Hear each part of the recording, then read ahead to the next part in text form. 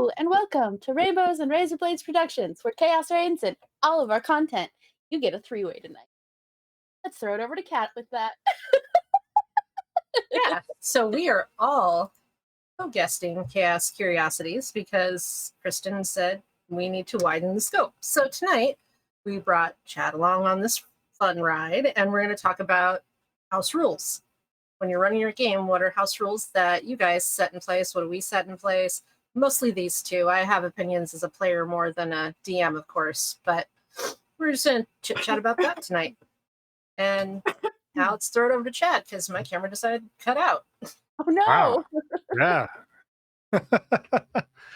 Hey, so let's start off at the beginning, perhaps. What is a house rule, and why do you use a house rule? When rules as written are shit. I wasn't gonna start off that heavy, but right, like sometimes you really like a lot of parts of a system, but maybe for the tone or the theme of a game, you need a little something extra. Or, just as we did back in the 80s, we were like, "Hey, I don't like rolling statistics straight down the line, 3d6. That's dumb. Let's do 46, keep the highest, or drop the lowest. It's the same difference. Drop the lowest." Which is now canon. Like that's how people roll stats now. That started off as a house rule back in the day. Because frankly, rolling straight down the line, while in a certain way appropriate for some kinds of games, is as you said, it. Yeah, mostly how I approach house rules. If we talk like D&D specific, most of the time it's either I don't fucking got the time to look up this obscure rule, so I'm gonna rule it how I want to, which makes sense to me. Or like I'm wearing my feet fetish shirt today because I love feet, and so I That's will give my amazing. players, I will give my players a feat when we start. So basically, at level 1, it's something that they have spent time training in, much like their background.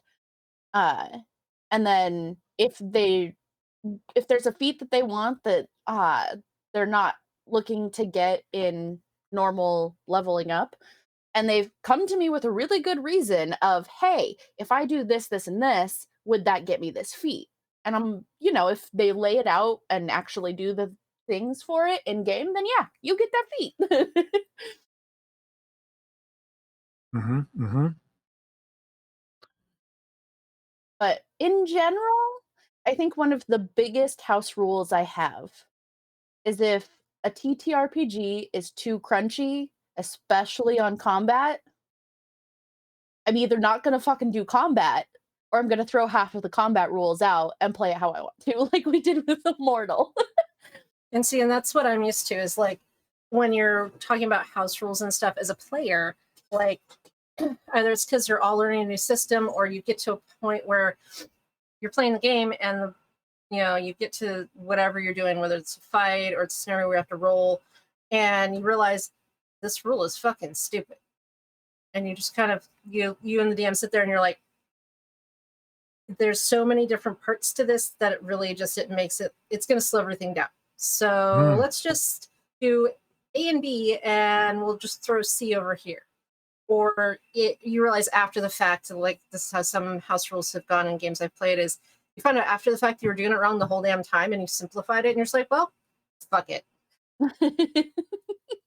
Those are usually how the house rules come about in games I've played, is it's the rule of fuck it on either side. Yeah, that's a fantastic kind of way to approach it, right? Latency is a huge thing in certain circles of discussion in the TTRPG space. How many steps does this rule create, and how long does that take at the table, right? A big discourse right now in certain circles is spells like silvery barbs, where a player gets to like, oh no, you have to re-roll that save. You have disadvantage. Somebody else has advantage. I can do an extra thing. And it adds, a lot of people are like, no, this spell is dumb because it creates so much latency that they house rule it out. That's maybe not a great example. But latency is a huge thing. Like, how do we simplify this? Well, yeah, because Vehicle sometimes you. combat rules is something we were talking about recently on a Oh yeah. different Discord channel. Like vehicle combat rules in D&D, how do they work? Why do they work the way they do? Why are they different in every book? Nobody knows. And they're overly like, I'm like, somebody asked about it, like, how do you do this? Because I was looking at, this new book that just came out, and it's a little and I'm like, just keep it simple, don't worry about too much. Yeah, Like, anything that has to do with, like, a vehicle or a chase or anything like that, I treat it as a skill check challenge and just be like, "All right, this is what's happening. What skill are you going to use?" And give me the logic of why you can use it and make this roll to make the skill, because that makes much more sense than, fucking rolling for horses and rolling for this and rolling for that. It's stupid. You should like, in the very minimum, like maybe your ability to steer said vehicle is a dexterity roll, and then the vehicle itself has some sort of armor class for damage you can take. That's it. right. It shouldn't be like this 30-step process where you check the fucking spark plugs, make sure there's gas in the tank, and then I don't know, change a tire before you can actually find out if you're Yeah. successful. I treat fuel much as I treat arrows. You never run out because it's something you would think to buy in real life. I'm always all for the 80s action movie rule of ammunition, whereas there is no limit. It just keeps going. That's right. Like, unless it's very specific to a game system, like uh Viking Death Squad, where it's got like the rules built into it that don't add on that latency, then yeah. I just still Yeah. ignored it. If any of my players against are like, don't care, shoot 30 zombies with a 9mm that has a normal size clip, go for it. Yeah. I don't really give that much of a shit. Unless it's pertinent to the story that suddenly you run out of ammo, like it's a dramatic plot point or something. Why? Why? It's a lot of nitpicking, I think, in that case. You're there to And it's have fun, not definitely count Movies, bullets. they never run out of ammo unless Yeah. you're Hawkeye. right. Well, and that's what I'm saying. It's like it's the 80s movie rule of Yeah. ammunition. You never run out unless it's a plot point. Like Well, it's you're about definitely to shoot the guy in the head, and it's like click click. a theme, right? Or a style. Like, I agree that resource management is right now is not necessarily something I always want to rock with. Rather, it's spell components. I get a little weird about spell components, I or go like, into games thinking, "All right, I'm gonna be really good and make them use the spell components." And then I don't pay attention to what spells have components and they're casting them and I'm all like, "Oh, it's fine. It's fine." yeah, I think the biggest problem with that though is how many spells there are. And as a DM, you can't know every single spell that's gonna have material components that cost and hmm Yeah, well, it's it's like, just I mean, in the rule in the game, right? If you have a foci or whatever, or a holy symbol, you can ignore any non-money. most Yeah, most any spell components yeah, it's only the as ones long that as you have have a the money for it. If you have the money on your person, you can cast it, which is, okay, that's fair. Yeah. it's a fucking dumb rule. It's still dumb. It's like it doesn't grok. I mean, it's Um, dumb and as everybody shit. that plays with the components, they ignored that with a foci anyways. Like, yeah, I'm pretty sure that one of my spellcasters has a foci, and I'm like, "All right, well, you still need this certain thing for this spell." yeah. And when it's like big stuff, right? Like Heroes Feast. Oh yeah, I'm gonna make Oh, you have yeah, that fucking chalice. absolutely. That's a Yeah, big ass spell. if it's something that's gonna like wipe the map, I could see like it's your end game kind of spells. But like if it's just your run of the mill, like your fucking fireball, lightning bolt, or some Mhm. shit, it's like Well, most of no, those don't have you know, moneyed components, so then it you know doesn't what I come mean into though. play. Yeah, yeah, yeah, Yeah. yeah. Not No, not no, no. not specifically Absolutely. that in D&D, but like say that you're presented with this game, and it's like you have to have 6 matches, a lump of coal, and hair off a dog's asshole. Well, shit. What are we playing? I'm gonna go Tarkov? shave a dog.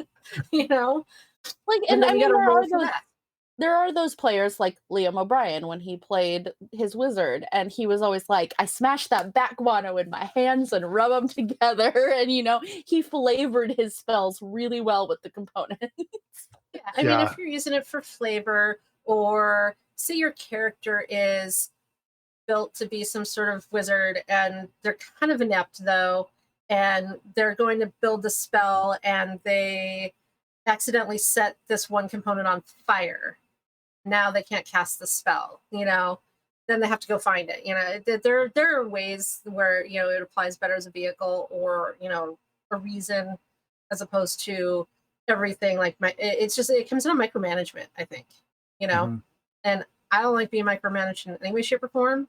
And I don't think I've played a game where I've had to deal with spell components. And I think I've had some characters that have had spells that have had components needed, and we're just like, nah. Yes, Yeah. especially when I did home games, I just hand waved it. I'm all like, "Yeah, you have it."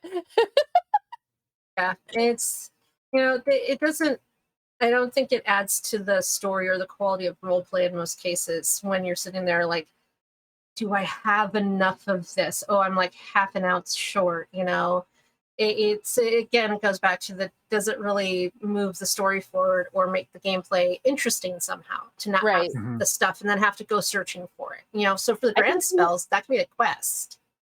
I Right. think for the only lower levels, like, and I say lower level, like, below 5th level or whatever, that I actually pay attention to with the components is like Revivify, where you're actually bringing somebody back up. You gotta have that diamond, bitch. Oh sure, Right. and that's Yeah. still Or the that's more pearl of a, for identify. yeah, it may be a lower level spell, but it's still more of a godly level kind of spell because you're bringing something back to life. You're not Yeah. just, casting, hey, I'm going to make the wind push this off of a shelf or some bullshit. It's still a Mhm. rather large spell in terms of what it does. So those things make sense. And that's kind of where I'm always at. Is like, does it make sense to go on about these components or not? You know? Mhm. And I was like, how usually much? I make sure that if I'm gonna be a hard ass about the components, anybody in my party that's a caster, I go to them and I'm all like, "Hey, I need you to track this and actually be good about it for the game's sake. And if you're not okay with that, then we'll wash our hands of it, and I'll just try and not dwell on it." Yeah, I mean, for me, like as a player, like when it's stuff like that, I always want to know the reason. Is it like, are we all gonna be on this thing? Is this how you're going to run your game? That you want us to like really like get a fucking spreadsheet and track this stuff, or is it that you want some? Is it something story with me where I have to make sure that I'm not that I have all of these components, and if not, I set out to find them somehow along the way. Like Right. I'm very much a person of liking reasons. So if it's like, oh, this is how I run my particular game of this, okay, cool. We'll see Or how if this somebody's goes. all like, "Oh, I do it rules is written and you gotta have the components," then okay, Yeah. whatever. Mhm.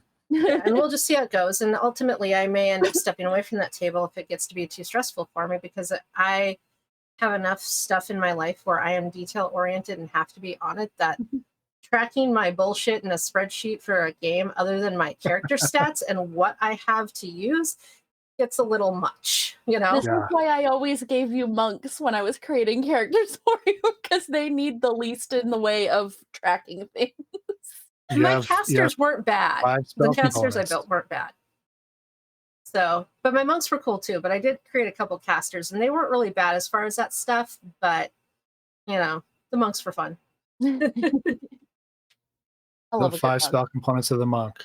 Right hand, right foot, head.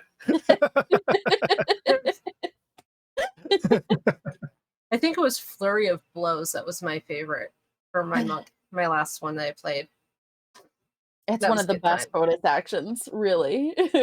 I fucked some shit up with that. Oh, That's one of yeah. those things that a lot of people on the subject of house rules is they will house rule, because so many people think that monks are overpowered, that they will tell them that, okay, well, if you do flurry of blows, you get one hit and it's at lower damage, or something like that. And it's like the casters can do so much damage as they get higher level. Like the monk is a little overpowered in the beginning, but as you go on, like they don't get a whole lot more that does damage wise. Like they get the cool stuff like stunning strike, and they get the kinds of stuff that are debuffs that can help out in a fight. Right, But but they their don't get power creep is the different. yeah, yeah, yeah.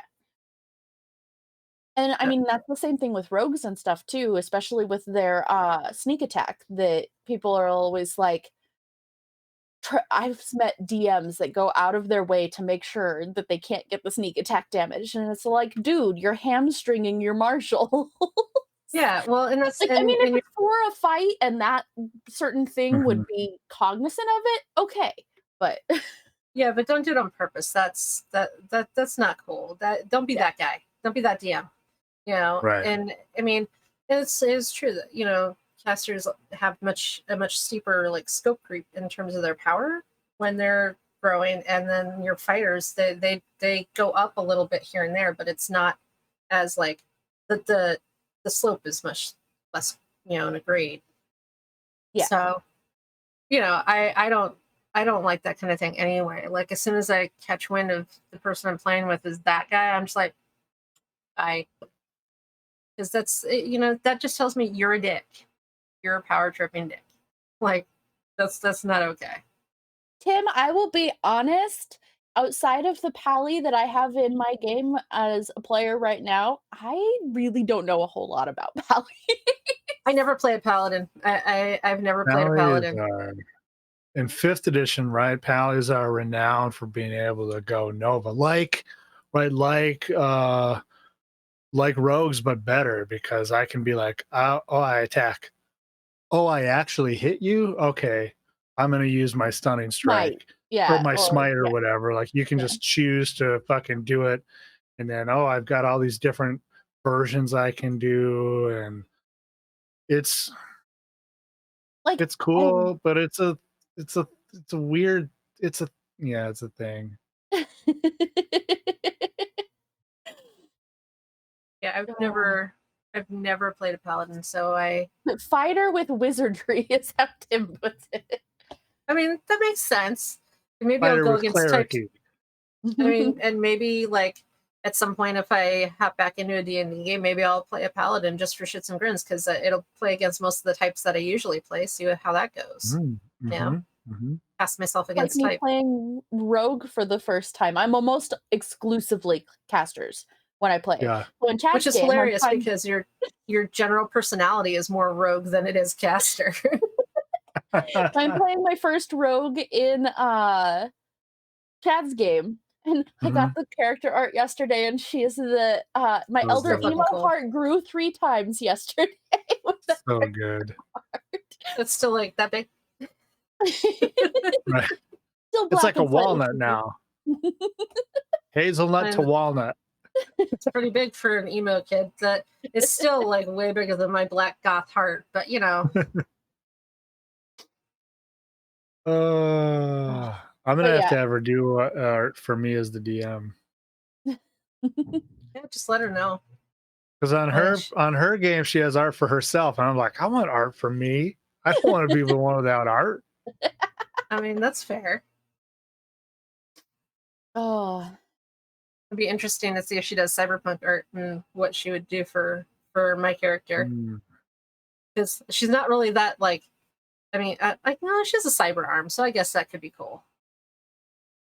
Tim's character will look cool with his like metal legs and stuff and his claws. I So you still should do DK's character. I am at 41.5K for my channel points, and I'm going to use that for draw an NPC of Kiara. Please do, because I gotta see what she will do for the stiletto wearing spider lady. Nice. That will be fan fucking tastic. Oh. I think I use all my channel. Tim says, "How dare you?" We dare. Poor Tim, Tim. you don't know the next thing I'm cooking up, but Cat does. I have to pretend to be surprised when it happens, but yes, it's so good. Yes. So good. You know, I have to say though, when you get players like Tim, fucking with them is so much fun. I mean, he kind of built the character to be, that way. Like, so, I mean, As he, though he can, my nightmares weren't enough, he's well,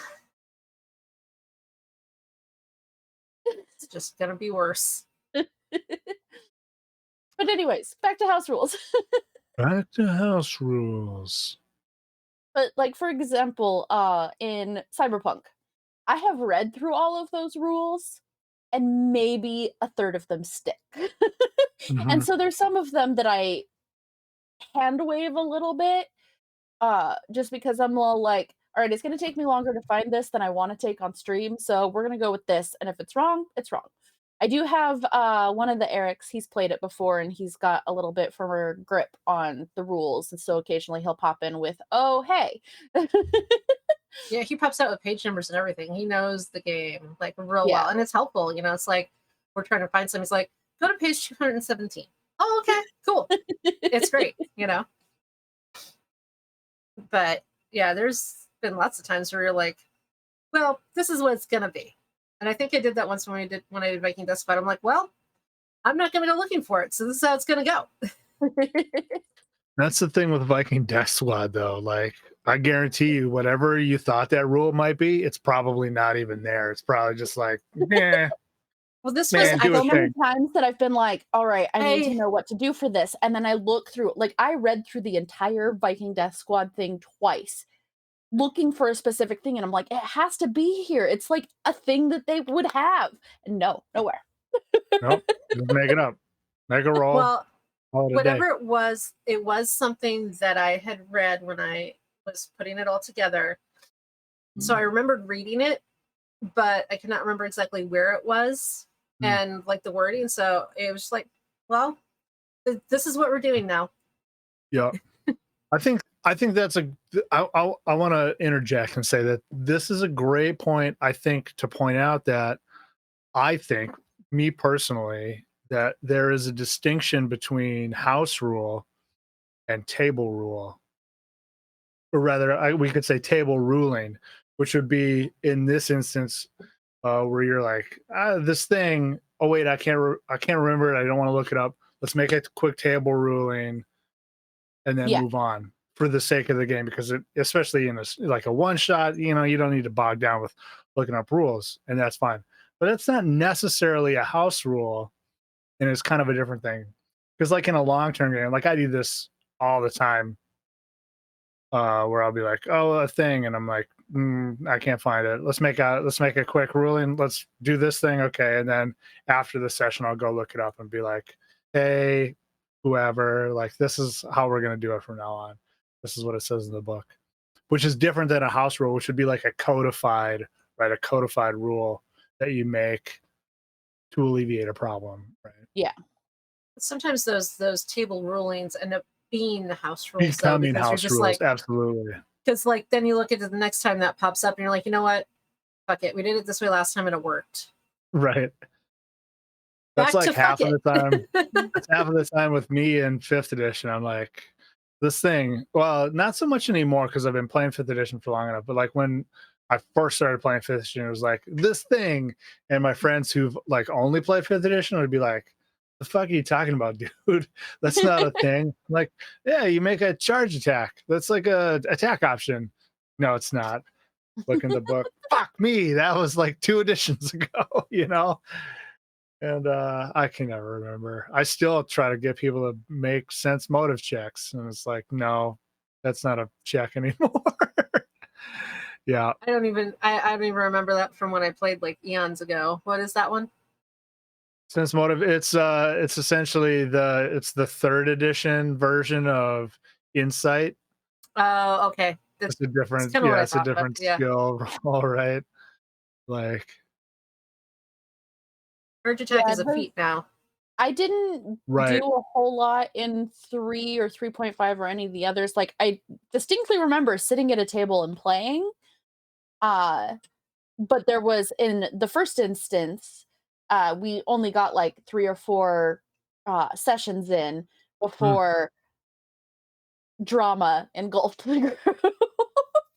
And then, some online ones that we tried to play with a certain person that both Kat and I despise. A couple people, both Kat and I despise, had, That like, dude some of was the dumb. gross. He's the one that his house rule was that, any female character's attack would be less than a male's because they're not as strong as males. Oh, it was worse than that. The house rules for females were a list because I wanted to do. I wanted to be a fight. Actually, it was one of the few times I wanted to be a fighter before this, where it was like, yeah, I want to be a fighter, but I want to come from this background. Like I had, some sort of like higher level status. And he was like, well, typically in this world, women can't have status or own land or be powerful in any way, shape, or form. They're usually subservient to the men. And I was like, no, this is my character, and this is how she's going to be. I was like, bro, you have two women at your table as it is who want to play, and you just pretty much were like the most misogynistic pig in the history of ever. You're like use all of the quintessential things that people think of when they think of mouth breathing neckbeard that give the fandom a bad name. Like he was on stream like belching and burpees, like I have a stomach problem, and it just like he just was nasty and just shitty to us. I was like, nah. So I just spent the rest of the because then he went on to tell me that he wanted to run games for 12 hours at a time on a Saturday. I had That two sounds children, amazing. and it sounds amazing, except that Colin was 2 and Xander was a couple months old. So I had a Yeah. toddler and an infant in the house. And he's like, well, can't you just go get someone to watch them? And I'm like, every Saturday for 12 hours, it's incredibly irresponsible when I need childcare for jobs more than they need childcare to play your fucking game. So then I Right. just proceeded to waste his time for the next 3 hours for the session 0 and dick around the whole time and then never played with him. I was like, okay, That's you're wasting I my played a time. couple of games with him, before Kat tried to jump in.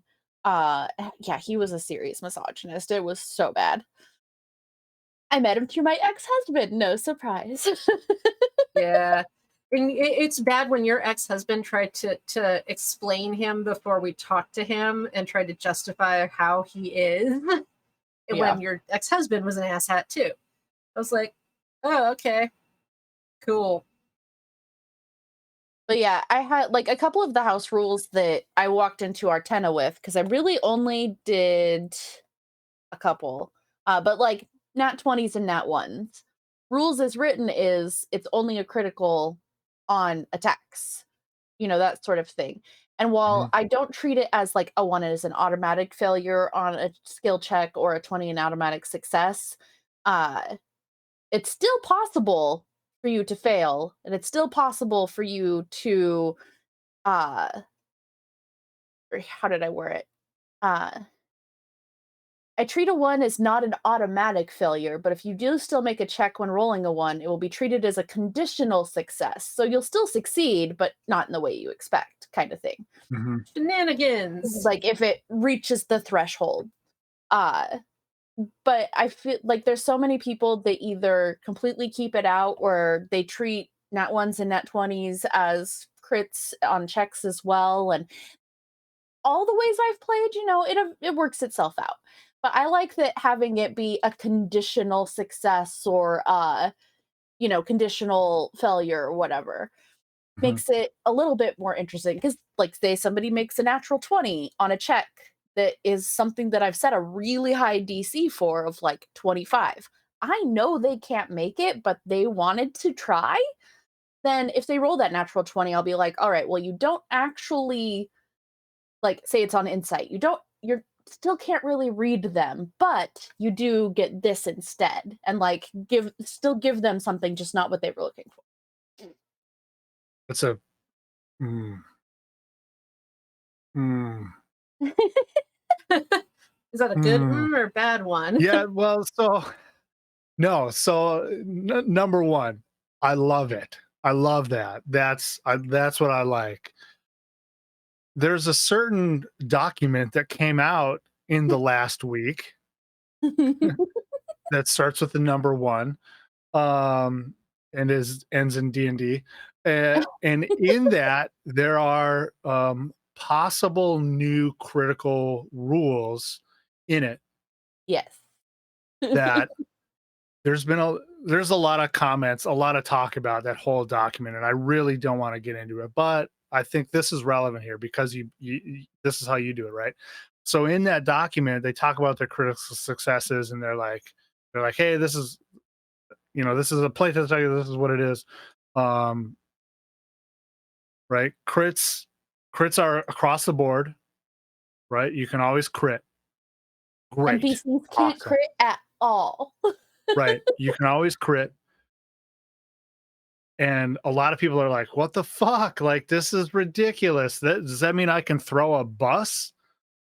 And then they forget that there's a paragraph under that that says this crit only supersedes the target number. It doesn't supersede, and I'm paraphrasing, it doesn't supersede the feasibility of the action, right? So if you're like picking a super hard lock, which is a feasible action, and you crit, yes. If you're trying to throw a bus and you have a 10 strength and you crit, maybe you lift it off the ground before your arms rip off, right? Or whatever, you know? Makes me So, think of the Scion game when I was throwing people and hitting other people with those people. right. They were obese. It's just, I Be bold listened to with people. so many shows this week where people are like talking about it. And I'm like, yeah, but you missed the last part that says there is conditions to your critical success. I haven't looked into it yet because it is the very first version of it that they're putting out, and I know that they're fishing and testing the waters for what Yeah. people are gonna react to. Mhm. Another observation that has been made is almost all of the changes that they're making is making it Pathfinder 2e. See, here's the thing though, when Pathfinder 2e happened, people were like, "Oh, they're making Pathfinder 5th edition." So none of Right, that matters. yeah. Like, that's what I hear so often, though, Yeah. is like, well, I've played a little bit of Pathfinder, but not a whole lot, but oh my gosh, that Pathfinder versus D&D, like, headbutt that people that are really passionate about one or the other get into is just like, "Why? Why?" If you really wanna piss them off, remind them that Pathfinder is D&D. Right? Oh. I saw somebody do that once. I thought the dude's head was going to explode. I love it. I love it. It's one of my favorite things. I hate people so much sometimes. I love Me it. too. Me Um, too. But yeah, yeah. other house rules I have, like, bonus actions, I do in regards to spells and cantrips, uh I always feel like, as it gets higher, there's more stuff and more power that, the spellcasters get, and so it balances out with what the marshals can do. But at the beginning, it always seems like, they feel like that they're not doing as much as the martial classes. Uh, so at the earlier levels, I do like to do, um you can use a cantrip, as either an action or a bonus action, and then the other one Mm. can be a spell of any level, so that they still have that cantrip option and still get a bonus action. Because even warlocks with their Eldritch Blast, like, unless they really beef up a lot of stuff, and that doesn't happen till it goes down later, they're really not gonna be able to do a whole lot of damage, and so, it's like you balancing it out. Uh I mean, they're still doing a D10 plus modifier damage, which is it's like a longsword, right? The Eldritch Blast doesn't have the modifier until you get Agonizing Blast. Yeah, it's just a straight Ooh. D10. So that's kind of why I throw Fair that enough. in there. because a lot of the times the cantrips that they're going to use are like thunderclap or something that's just going to do a little bit of something, you Hmm. know. Hmm. So like, and that balances out in the early game, and then as they get higher levels and they can do the high levels of damage, and then they've got actual bonus actions that they can do with other things. And but yes. It's also an interesting thing, and I apologize right now before I say this because I don't remember how it really works. But right, there's a way that a lot of people read the player's handbook when they're like, oh, the people read the player's handbook, and it's something like, oh yeah, you can only cast if you cast more than one spell in a round, one of them has to be a cantrip, right? But that's not really what it says because Jeremy Crawford is constantly fucking asked this question. He's like, because people would be like, oh, I cast haste, so I'm going to cast another spell. And the demon will be like, no, you can't because it's, you have to do a cantrip. But Jeremy Crawford is like, no, that's not how it's read. That's not how the rule reads. Like, you cast haste on somebody, they can cast more spells. Like, they can cast Well, and see, and real that's the more spells. there's so many people that think that if you cast a spell as an action, then those spells that you can cast as a bonus action you can't do because you've already cast a spell, and that makes no fucking sense. They're Right. a bonus action for a reason. Right.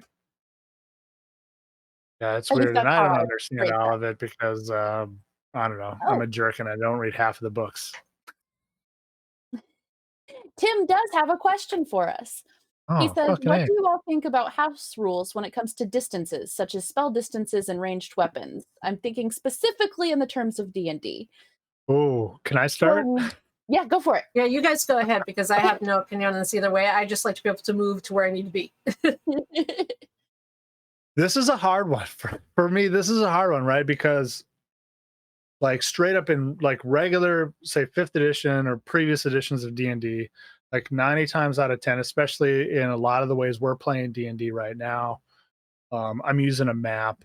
I'm probably using hexes or not hexes, but squares because a lot of my players read D&D in a way that uses math and such. They want to use math on the table, right? And that's fine. I don't have a problem with that. So I play a lot of rules as written. Um, but realistically, ranges are fucking dumb. I hate them. Right? Give me like three ranges. Give me like engaged, close, and far, right? And Like Free League does. right, like Free League, Index Card RPG, like Sly Flourish. Mike Shea has a great thing in, I think, in the Lazy DM's companion, but anyway, on his blog, where he's like, here's how to do like distances and area of effect primarily for like theater of the mind. Like, oh, it's this, it's it's this big, you can target a d6 worth of people or whatever, right? Can I And that's actually great. interject here for theater of the mind part? So some of Yeah. us actually are very good with spatial relations and size and distance. So like mentally, if you tell me you're very far, what the fuck is very far for me? I need feet. Tell me Right. it's 30 feet away because I can mentally picture how far 30 feet is. But you tell me very far could be like down the fucking street where I can't see them, or it could be the game's quantification of like 60 feet, you know? So Hmm. for some of us for theater of the mind, the actual like number can have value. So like Yeah. sometimes I'm And like, I, how far is that? and I'm not shitting on anybody's idea, right? I like because I enjoy Oh no, playing no, both no. Just ways, but it's just like the opposite side of that because some of yeah, us do need that. But anyway, yeah, no, like I really like zones, like I think it's Auto Fate, zone. like right, yeah. Fate uses I think zones, and it's it equates to like close, near, and far, right? Where it's like far zone is like would take you like 2 turns to move to, right? Like close zone is like you can move and act or whatever, right? And like I don't know, like half the like especially when if we're talking like in a game where we're saying things like 80s action movie, like nobody cares how far you are. I'm going to shoot you with my pistol, right? Like a fucking western, like in Tombstone, they're shooting people down the road with pistols. Yes, I know it can be done. I've shot pistols before, but They, like they can give in distance, D but and your D, accuracy no, kind of shits if you don't know how to shoot. right, right. But yeah, I don't know. For me, that's yeah. I like changing those things into like close near far. I really like from yeah, like I said, like freely, but Yeah, I no, that's it's all. don't That's all I. mind the distances, like, because I mostly like occasionally I'll pull out a map, but I work pretty well actually in theater of the mind. Like when I was doing home games and kept getting distracted by outside interference, I thought I wasn't good at it. Mm, But when I'm actually on a stream, it's easier to keep track of, oh, I told this person they were here, so that means they moved this far, so that means they're now this far from the bad guy, stuff like that. So I'm able to easily gauge that. But mhm. as to uh Tim's question, what I think he means is especially with the ranged weapons, because so many people think that because ranged weapons have two numbers. The first number is everybody plays it as in between those two numbers is when you just roll regular. And then past the second number is when you roll at disadvantage. When really it's at if you're within 5 feet of a person, you're at disadvantage. And then up to the first number, it uh, Normal. is normal. Then to the second number is at disadvantage, and anything past that you can't hit. Mhm. And I do a little bit of a house rule with the ranged spells. Uh, some of them, it's not as a big of a deal. Like if somebody's within 5 feet of you, I'm going to give you disadvantage to hit them because it is something used for range. But if it's something that like you can just point your hand at their chest and cast it, it's going to hit their chest. Like bam. unless you trip, it's. So I wouldn't give them disadvantage on those kinds of things. It's like if they're trying to cast a bane or, something where it's automatic, okay, whatever. Uh, but other things that just like call lightning or AoE, if they cast an AoE at somebody in their sphere, they're gonna fucking get hit too. Right, right. Change your clothes. Collateral damage. But yeah, so that's how I rule distances. Like it's like I'm fine with defeat and like especially like if we've got roll 20, if we've got one of the ones where you've got a ruler and you can map it out, it's super helpful.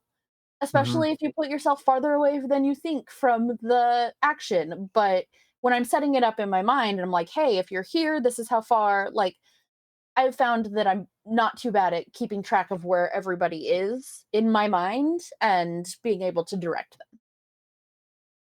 And a big thing with that too is like being good at theater of the mind. Like it's one thing if I can keep a track of where things are, but if I can't communicate where you are and where everything else is, and thus your image of where things are is different than mine, that's when it's a problem, which sometimes I have a problem doing.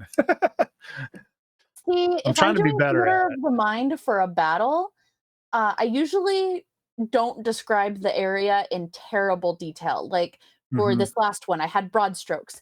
You've got this number of carts around a fire. This is how far apart the tents are. This is what you see, kind of thing. So, like, they can say, hey, I go hide behind this cart. And I'm like, all right, that's 15 feet away from you. Go for it. mhm. But I don't throw in other obstacles that could provide cover or half cover or anything like that. Uh, unless it makes sense to what that Mhm. bad guy would do. A lot of I I really want to get to a place where I have a a player group who I can do that with what you just described, and then we have a way that the player group is like, "Oh, is there like a log over here?" "Yep." I'm gonna hide behind it and They shoot they my gun start over the creating top. the terrain I around them, yeah, fucking like oh man, or like, I I get mean, a the hard on for easiest that thing shit. to Tim, yay, my question was fun. Uh, but, like, with theater of the mind, one of the things I like is they can be like, "Is there something I can hide behind? Is there" I'll be like, "Roll a perception check." I don't if in those instances where they're helping to create the terrain, I don't use that as their action. It's like, "Alright, this is something that you would notice." Mhm. That's another house rule I have. If I ask somebody in the middle of battle to roll a perception check to do something easy, I'm not gonna make it their action. That makes no sense to me. No. Yeah. The I amount of consider times it a that free action. I've wasted a action for a perception roll in a certain game I was in, oh man, that shit annoyed me every time. Every time.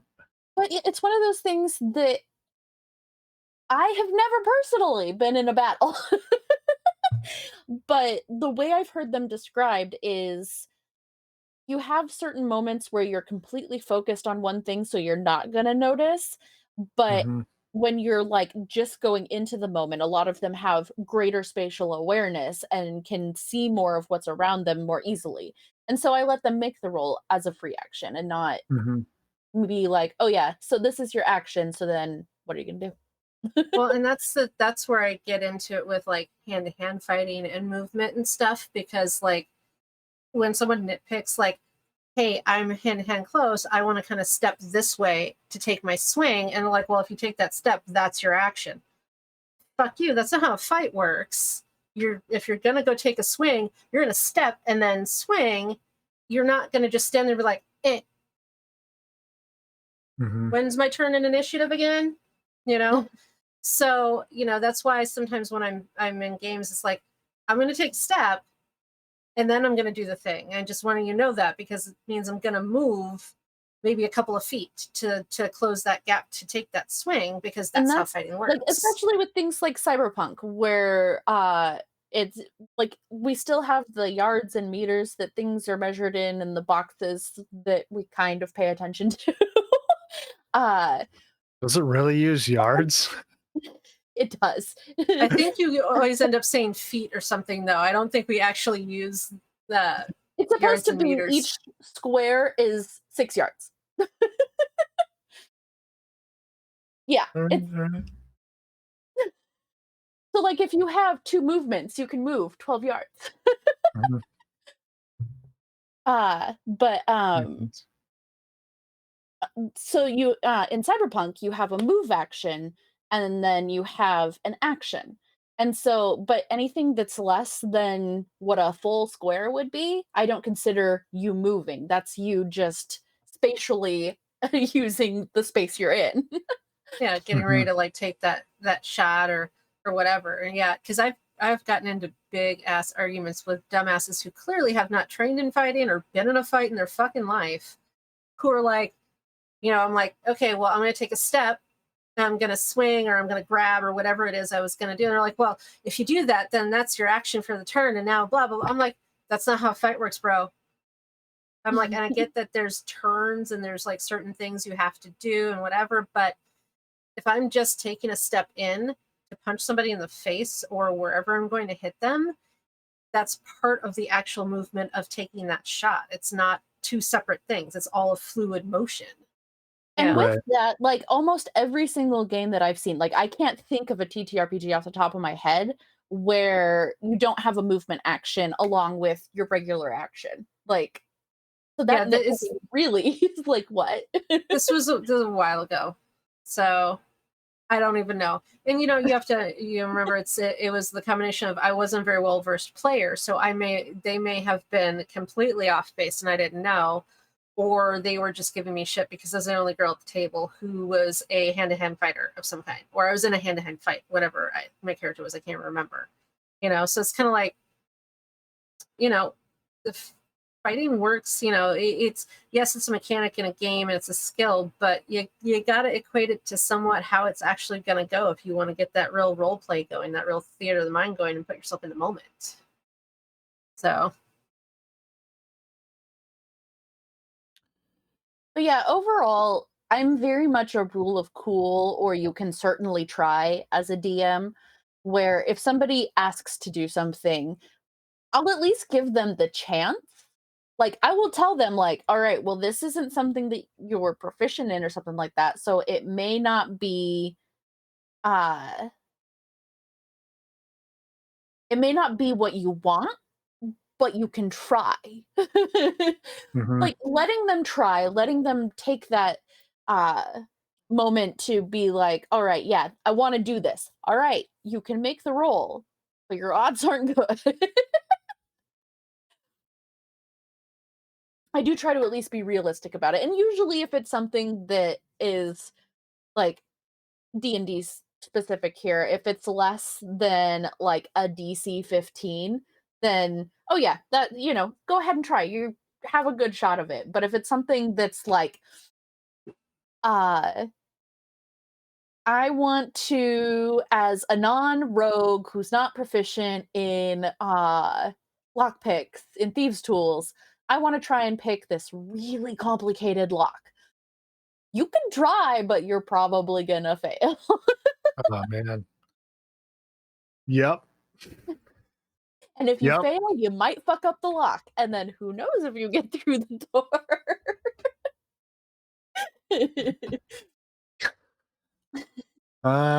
Yeah. That. Yep. I feel that. I hate that. I mean, But I do I've like been that there. with the proficiency and stuff like that, that can up certain skills and the like. It makes it so that with certain things you can do a better job. Like, Hmm. you can have wood carver's tools, but if you're not proficient in it and you try and carve out a toy boat, it might just be a slightly boat shaped lump of wood. Honestly, if I wasn't proficient in wood carving and wanted to carve something, I'd just end up probably like rolling low and carving some sort of scary looking dick on the outside of the wood. That's it. Because I mean, why not? I like I mean, to house rule offhand weapons because offhand weapons, as written in 5e, Don't get a bonus. is fucking dumb. And you know what? you might as well not have it. I don't even mind the bonus part. I realistically, I don't mind the not bonus part because because that does incentivize you to say take the feat or or be a class that you can get it right. That Yeah. I don't mind. What I have a problem with is the restriction on light and finesse weapons, right? Oh, so like if you have An this the offhand sword in one weapon hand and the has to be dagger. a light and finesse weapon. They both have to be light weapons or whatever. Well, I They get have that they can only depending. be certain Like, things. I would house rule if somebody had like an 18 in strength to start out, that they could have heavier weapons in both hands. But for the most part, having heavier weapons in both hands is going to make it harder for you to hit. So I Yeah, understand it being lighter weapons then, unless you've got the strength for it. yeah. Ultimately, my problem is that certain weapons that are known to be offhand weapons are unable to be offhand weapons That's in true. Like 5e. whips. You know, Like what? Whips are a martial weapon. It's not a lighter finesse. And that makes no sense to me.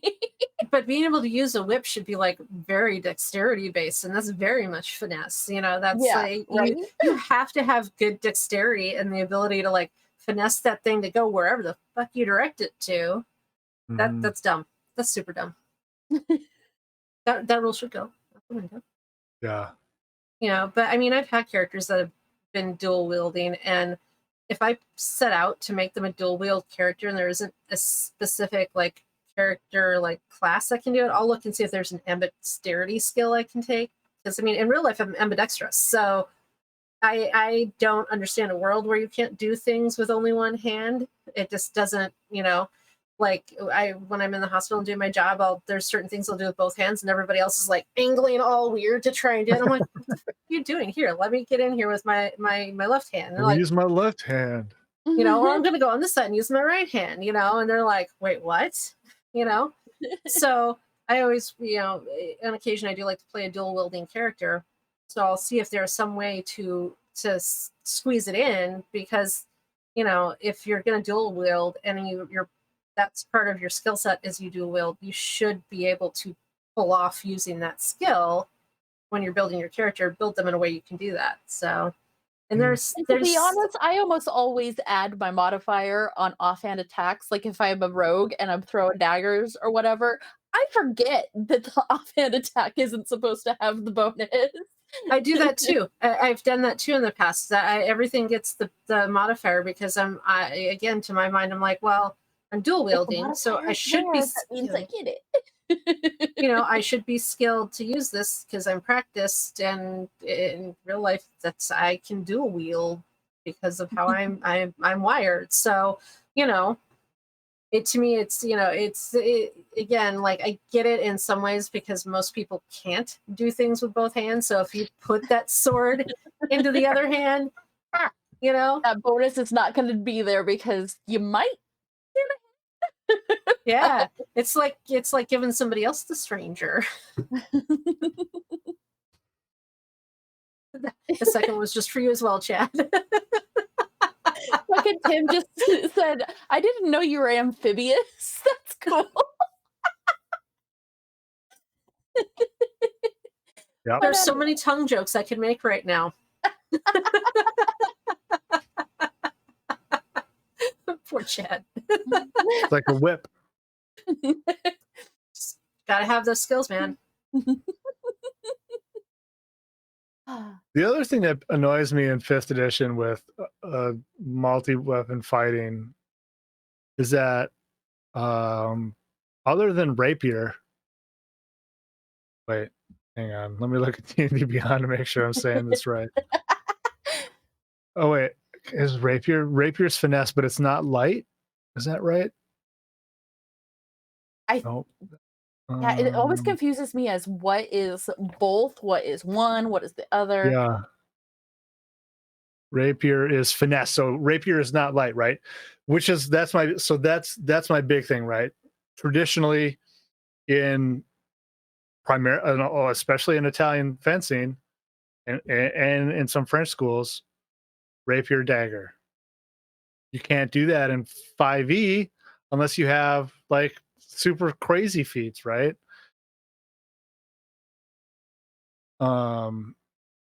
But so all of the weapons that you can use two-handed, like scimitars, are D6.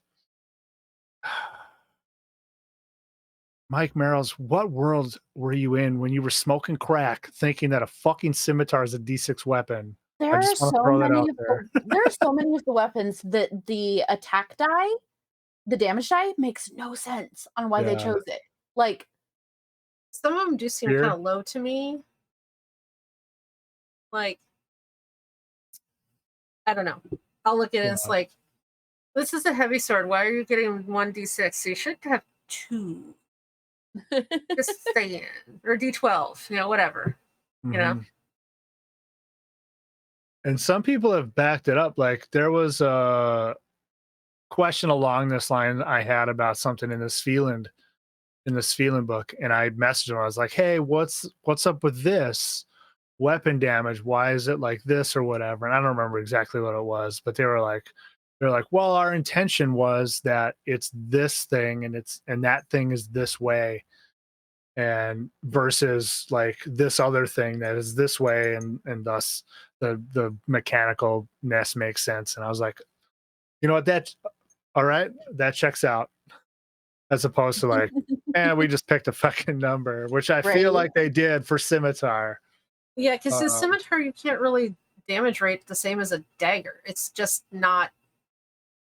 They're Well, vastly different in the shape and scimitar is a size and D6 and a dagger is a D4, so it's a well, little you bit know there, what but I it should mean. be But the same like as rapier. I'm just picking like something small that Yeah. really like isn't equal, like a short sword 'Cause- or a hand axe. Yeah. yeah, I mean you've got to have something that's like it's a larger sword. Like it's curved, but it's a big piece of metal. It'll fuck you up. It's heavier. So there's I guess much I more can to it than that. imagine that maybe their reasoning is mass. Like, is is it math? Nope.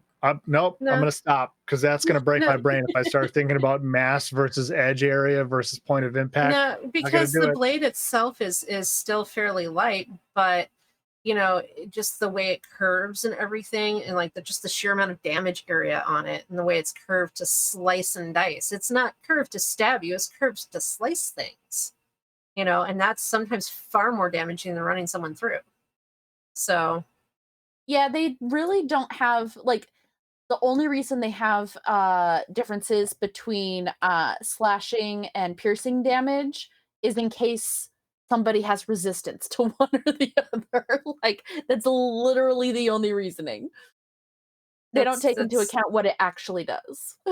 yeah, and see, and if you're, yeah, that's why, like, when we wrote our game, I kept the weapons and the skills very general, so that we keep within a decent like scope of damage, because the way my mind works, it's much more analytical about the weapon that I'm holding. Like, are these all in the same weapon class? So I didn't do like dagger, short sword, long sword, broadsword. It was like, no, let's just keep it simple. You sword fight. Whatever's within there is within your scope. That's a sword, whatever. So it just, because with the scimitar argument, like, in my mind, I can picture this sword, and like how I would put it at a 2d6 or a d12, depending on how the game is mechanically laid out, as opposed to a rapier, which is just like, it's not super long, it's thin, it's not going to do the same damage as a scimitar in some instances. So I I think if you're going to name specific weapon types, you should probably have a decent idea of what they do. But yes, that has been our talk on house rules. Thanks for the question, Uh, Tim. You're a rock star. real quick though, they both have to be light, Tim. I just looked it up. Both weapons have to be light. I can't paste into chat. It won't let me. But both weapons have to be light. D&D Beyond says so. Why you can't do dagger and rapier. Unless you house rule it like a boss. Anyway.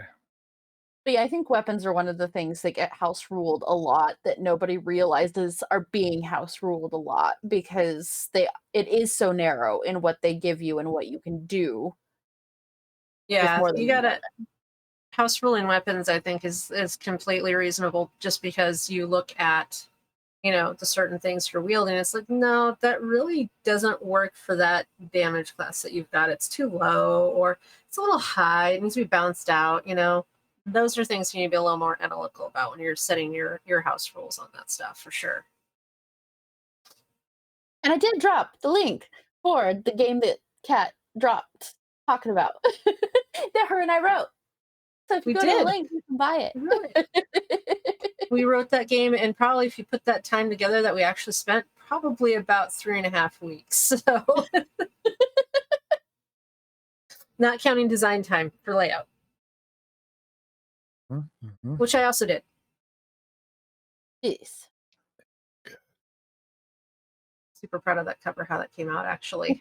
Not gonna lie. That's That was real fun. good. But anyways, thanks, Chad. You're a curiositor now.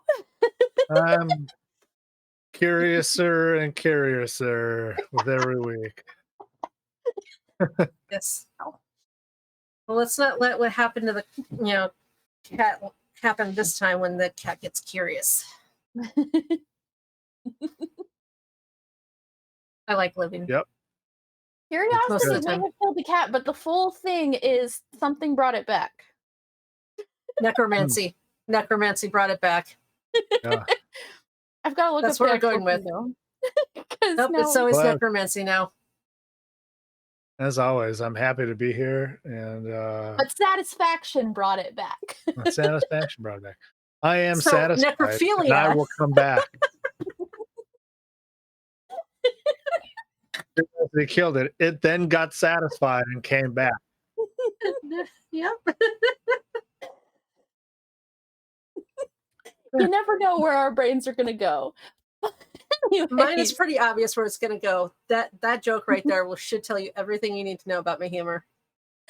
I have been Kristen, your Chaos Goblin, and thanks for coming to hang out.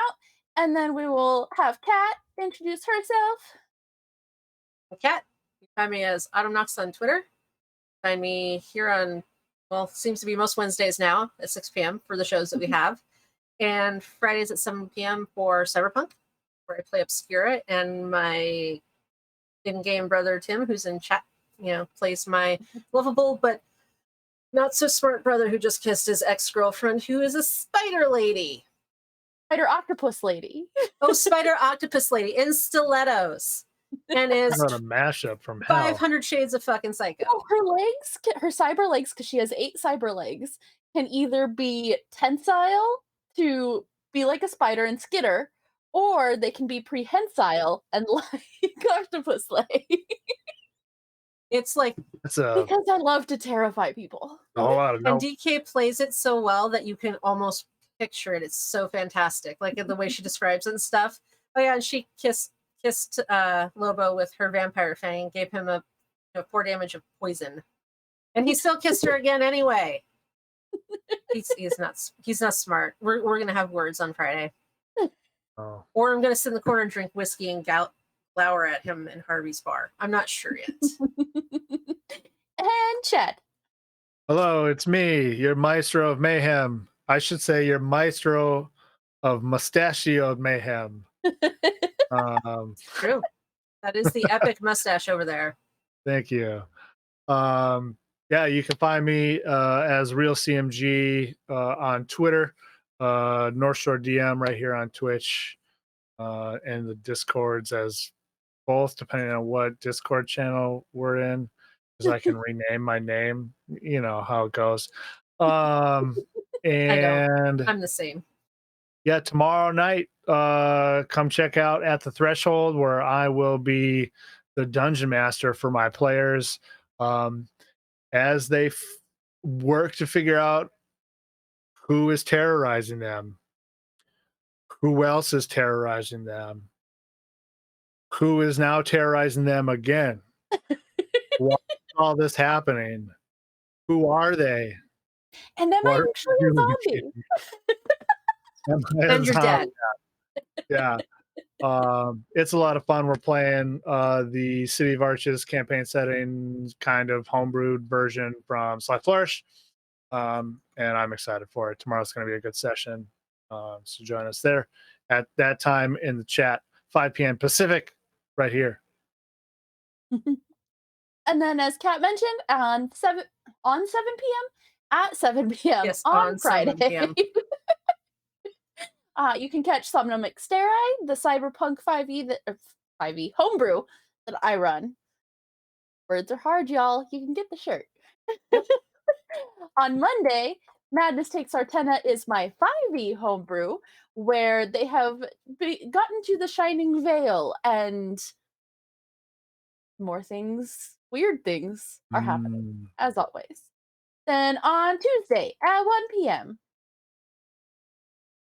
Watercolor Wizardry, where Maria's gonna do the next character in Chad's game. That was very William Shatner right there. And then Kat, tell us what Tuesday night brings and what Wednesday brings. So Tuesday at 4:30 p.m. Pacific is Maria's game. She paints some art and then she runs a game called Misguided Magic, which we also have a fantastic logo shirt. And they are political. Oh yes, show the shirt. Yes, So see, good. I made that. I'm very proud of that one. Got it close. And they're super awesome. The game is like highly entertaining. Maria does snippets where she will illustrate scenes from the game and then put the clips to those little scenes. It's so much fun. She's hilarious with her. She wants to get ruined with her character. And anyway, tune in. Different than my Thursday night character. Yeah, she's like her polar opposites. Astray And and then we'll also Scoria. get you on Saturday on different. Exquisite Corpse with a completely different character. Yeah, she's somewhere in the middle there, actually. She's like, you get the full spectrum of the characters Kristen can play if you catch her throughout the week. And then Wednesday, come back here and we will be doing Chaos Commentary with, we don't know what subject and we're not entirely sure what hosts, but somebody will be here. Probably a combination of us three. Yes. Because I know I Chad- will be here. I don't know about the rest of them. Someone Chad is Someone will show officially up. chaos. I'm in. Yes. I'm in. Commentary. We actually do, because Katie Cunning, who was introduced to us by friend Dawn, is going to come on and be interviewed, and we're going to talk about women in gaming. I'm a Ooh. terrible producer because I did not realize that was next fucking week. And I was just I am asking so when she was weird. going to be on because I did not make a note of it. I do a lot of stuff, guys. So every once in a while, I'm going to forget something. But yes, next week we have Katie Cunning on. We're going to talk about gaming and all sorts of other good stuff.